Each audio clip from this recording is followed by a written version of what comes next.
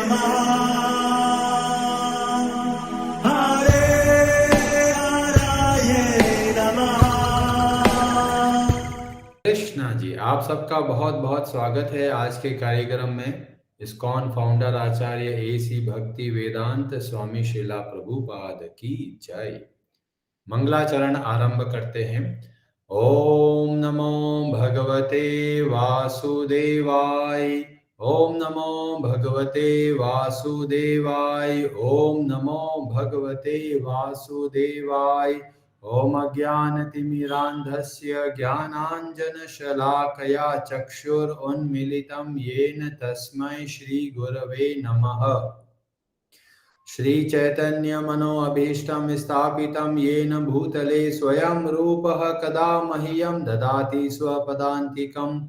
वन्देऽहं श्रीगुरो श्रीयुतापदकमलं श्रीगुरून् वैष्णवांश्च श्रीरूपं साग्रजातं सहगण रघुनाथान्वितं तं सजीवं साद्वैतं सावधूतं परिजनसहितं कृष्णचैतन्यदेवं श्री राधा कृष्ण पादान सहगण ललिता श्री विशाखान्वितांश्च नमः। ओम विष्णुपादाय कृष्ण प्रेष्ठाय भूतले श्रीमते भक्ति वेदांत स्वामिनिति नामिने नमस्ते सारस्वते देवे गौरवाणी प्रचारिणे निर्विशेष शून्यवादी पाश्चात्य देश तारिणे नमो महावदन्याय कृष्ण प्रेम प्रदायते कृष्णाय कृष्ण चैतन्य नाम्ने गौर तुषे नमः। हे कृष्ण करुणा सिंधु दीन बंधु जगतपते गोपेश गोपिका कांत राधा कांत नमोस्तुते तप्त कांचन गौरांगी राधे वृंदावनेश्वरी वृषभानुसुते देवी प्रणमामि हरिप्रिये। वाञ्छाकल्पतरुभ्यश्च कृपा सिन्धुभ्य एव च पतितानां पावनेभ्यो वैष्णवेभ्यो नमो नमः। जय श्री कृष्ण चैतन्य प्रभु नित्यानंद श्री अद्वैत गदाधर श्रीवासादि गौर भक्त वृंद। हरे कृष्ण कृष्ण कृष्ण हरे हरे हरे राम राम राम हरे हरे। कार्पण्य दोषोपहत स्वभाव पृच्छामि त्वां धर्म सम्मूढ़ चेताः यच्छ्रेयस्या निश्चितं ब्रूहि तन्मे शिष्यस्ते अहं शाधि मां त्वां प्रपन्नम्। हरे कृष्णा जी। भगवद गीता अध्याय 1 श्लोक नंबर 28 आरंभ करते हैं।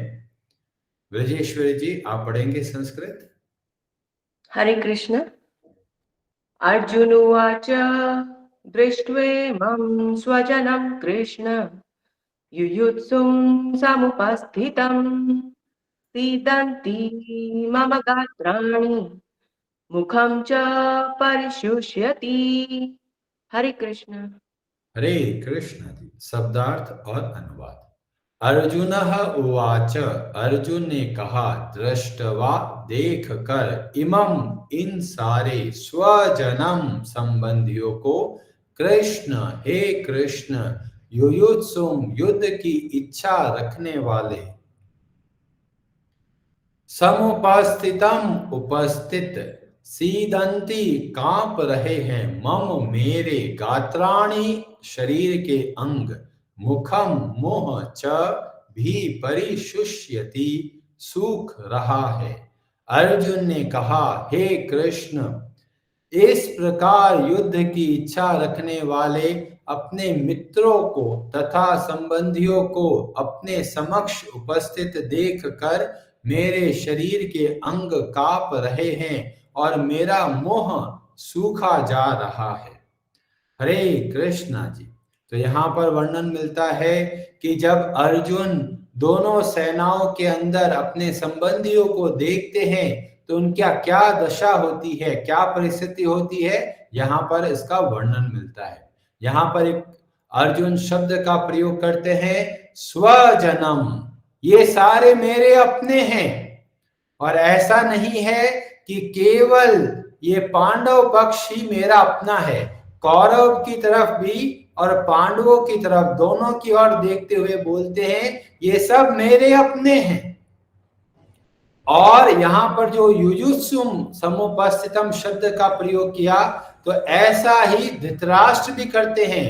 जब शुरू में बोलते हैं युद्ध की इच्छा वाले मेरे और पांडवों के पुत्रों ने क्या किया, तो युद्ध की इच्छा वाले को देखकर धृतराष्ट्र के अंदर एक भाव आया है और अर्जुन के अंदर बहुत दूसरा भाव है। धृतराष्ट्र के अंदर क्या है, ये तेरा है ये मेरा है, विषम दृष्टि है।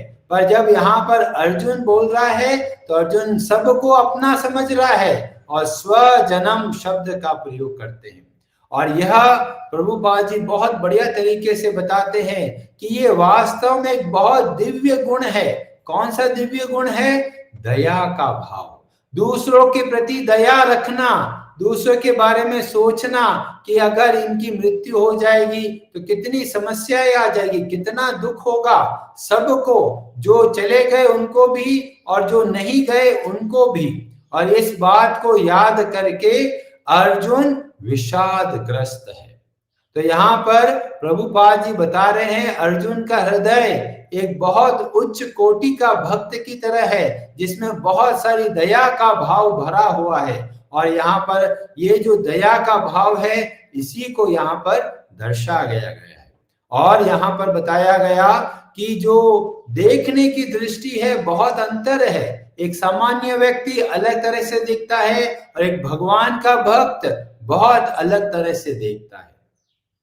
जैसे पैसा घर में बहुत आ गया, जो सामान्य व्यक्ति है वो क्या सोचेंगे, अरे मेरा पैसा है मैं मजे करूंगा, गाड़ियां खरीद लिया, फोन खरीद लिया, रिजॉर्ट में जा रहे हैं, घूमने जा रहे हैं, अरे जी बहुत पैसा है जी, कभी विदेश जा रहे हैं, कभी यहाँ घूमने जा रहे हैं, कभी वहां घूमने जा रहे हैं। और भगवान के भक्त जब उनके पास संपत्ति आती तो क्या सोचते हैं, ये भगवान की संपत्ति है, किस तरीके से इसको भगवान की सेवा में लगाना है, खुद के मजे के लिए यह धन संपत्ति नहीं है। तो सामान्य चीज दिख रही है, घर में पैसा आ गया है, पर दोनों के दृष्टिकोण में बहुत अंतर है। और यही बात भगवत गीता हमको सिखाती है। जब हमें कोई वस्तु दिखती है, हमें कोई परिवार के लोग दिखते हैं, तो जो दृष्टिकोण होता है, जो ज्ञान चक्षु होते हैं, दोनों में बहुत अंतर होता है। एक सोचता है बस मेरे लिए क्या मजा है, और दूसरी तरफ जो भगवान के भक्त होते हैं वो सोचते हैं कैसे इन सब को भगवान से जोड़ूं। बाहर की रिश्तेदारी केवल स्वार्थ के आधार पे होती है कि ये मेरे को क्या फायदा देगा, पर भगवान के भक्त सोचते हैं अरे इस व्यक्ति को कैसे मैं भगवान से जोड़ूं।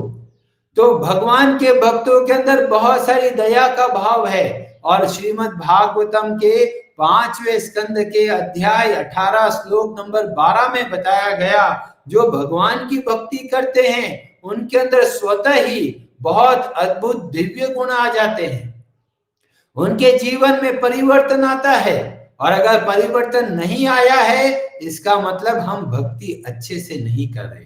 और इसीलिए अगर परिवर्तन नहीं आया है तो भक्ति में सुधार की आवश्यकता है, क्योंकि जो भक्ति करता है अच्छे तरीके से, दिखावटी भक्ति नहीं, अच्छे पूर्ण हृदय से भगवान की भक्ति करते हैं, तो प्रहलाद महाराज इस श्लोक नंबर 12 के माध्यम से बताते हैं, यस्यास्ति भक्तिर भगवत्य अकिंचना सर्वै गुणैस्तत्र समासते सुराः। जैसे जैसे हम भक्ति में आगे बढ़ते हैं हमारे अंदर सद्गुण अपने आप प्रकट होने लगते हैं। और इसीलिए हमको प्रेरणा मिलती है कि जब हम भक्ति अगर अच्छे से नहीं करें और आचरण में सुधार नहीं आया है, इसका मतलब हमें और अच्छे से भक्ति करनी है। किस तरीके से कैसे व्यवहार की जाती है, कैसे वस्तुओं को देखा जाता है, कैसे बाकी लोगों को देखा जाता है, यह हमें सुधार की आवश्यकता पड़ती है अगर उनको सही तरीके से नहीं देखते। और यहाँ पर स्वजनम, अर्जुन इस शब्द का प्रयोग करके बोल रहे हैं जैसे ये सब मेरे हैं। कई बार परिवार में देखते हैं बहुत अपनापन है, पर बहुत अपनेपन के साथ में इस बात को याद रखना है कि भगवान हमारे सबसे पहले स्वजन हैं।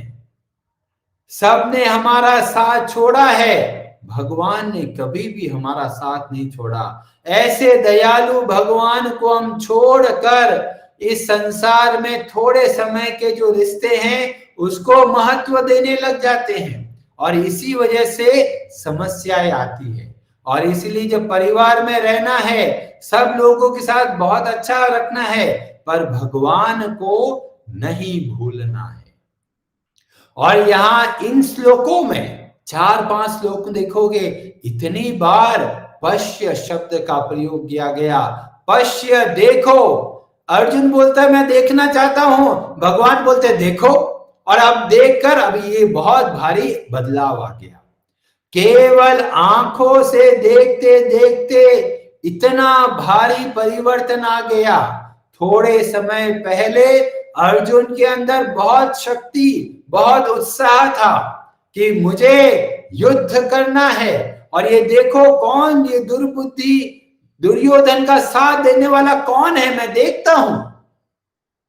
और देखते देखते ही अब ऐसा भाव आ गया, अरे ये सब तो मेरे अपने हैं, युद्ध करके मैं क्या करूंगा, मेरा शरीर तो कांप रहा है, मेरा मुख सूख रहा है।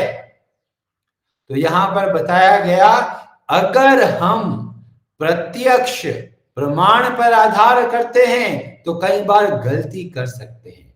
प्रत्यक्ष प्रमाण का मतलब होता है आंखों से जो देखा उसके हिसाब से समझ लिया, कानों से सुना इसके हिसाब से समझ लिया।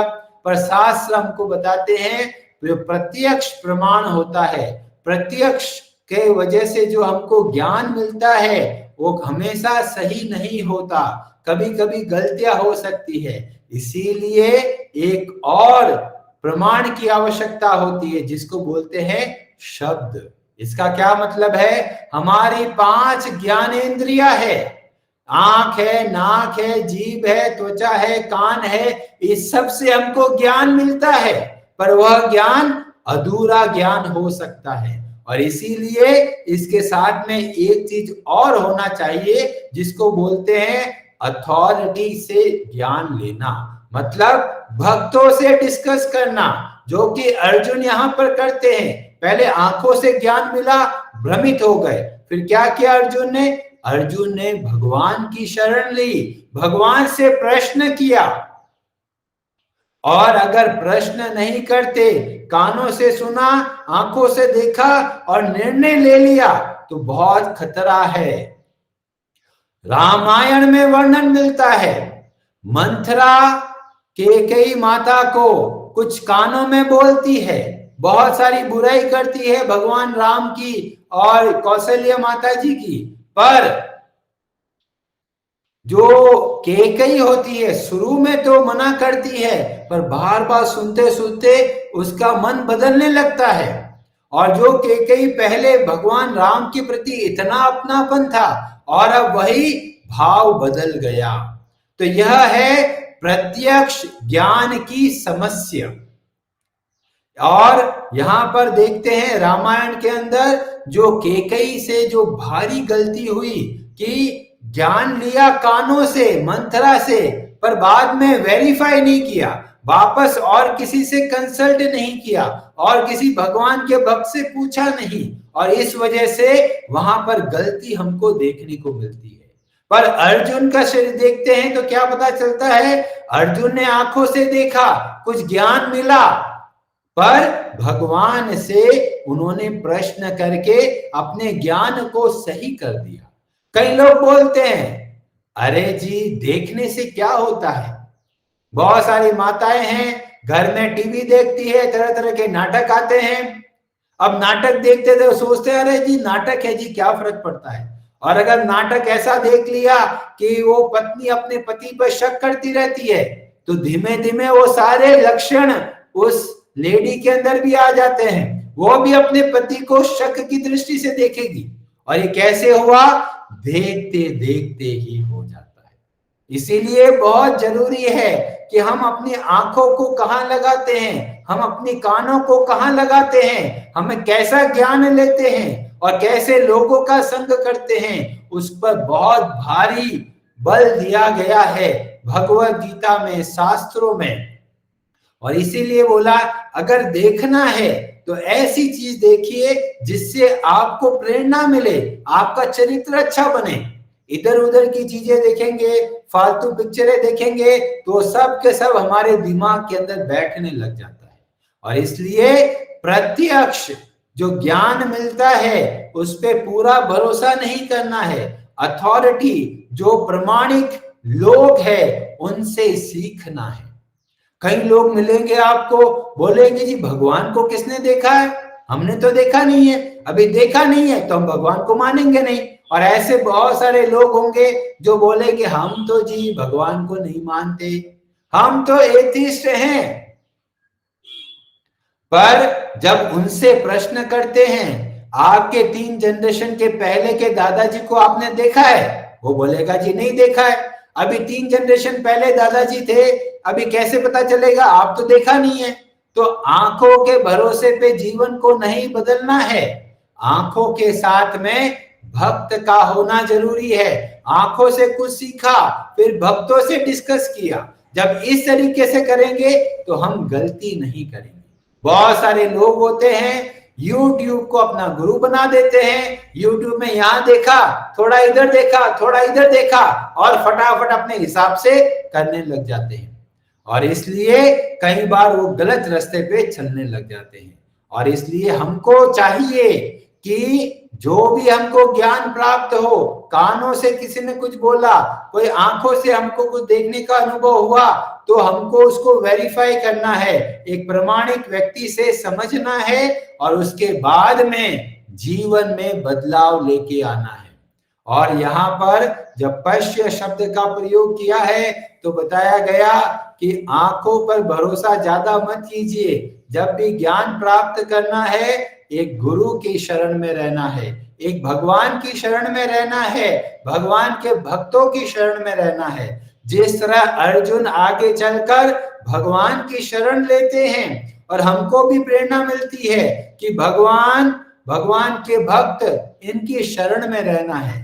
एक वैष्णव का मतलब ही यही होता है जो सदैव किसी दूसरे वैष्णव के अंतर्गत कार्य करता है।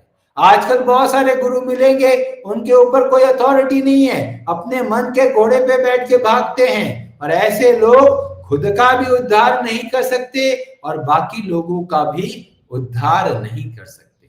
और इसलिए अगर हमको किसी के प्रेरणा लेनी है, किसी के जीवन चरित्र से हमको शिक्षा लेनी है, तो ये बहुत जरूरी है कि वे भी शिष्य होने चाहिए, वे भी किसी के अंतर्गत कार्य करे। ऐसा नहीं कि अपने मन के हिसाब से चले, और निर्णय लेकर जो भगवान के अच्छे से भक्ति सिखाते हैं ऐसे लोगों का संग करना है। हरे कृष्णा जी, आप सबका बहुत बहुत धन्यवाद।